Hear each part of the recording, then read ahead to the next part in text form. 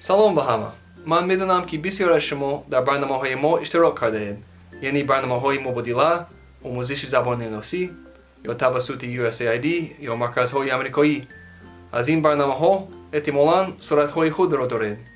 امروز من از شما دعوت میکنم که این عکس‌ها را به ما نشان دهید.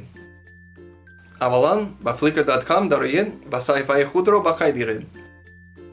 پس عکس‌های خود را از چاره‌بینی‌های ما نشر کنید. من می‌دانم که بسیاری از شما در فستیوال گوایرلی ما در سال 2019 اشتراک کرده اید.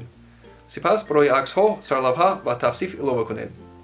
شما می‌توانید نسخه برداری کپی اند پیست کنید و در آخر برای استفاده عکس توسط انتخاب پابلیک دومین برای هر یک رسم قبول کنید. پس عکس‌های خود را به گروه US Embassy دوشنبه تاجیکستان علاوه کنید. اکنون هر کس میتواند عکس‌ها را برای ویدیورولک‌ها درباره چاره‌بینی‌های ما استفاده برند. من از شما دعوت میکنم که یک دیده برایید.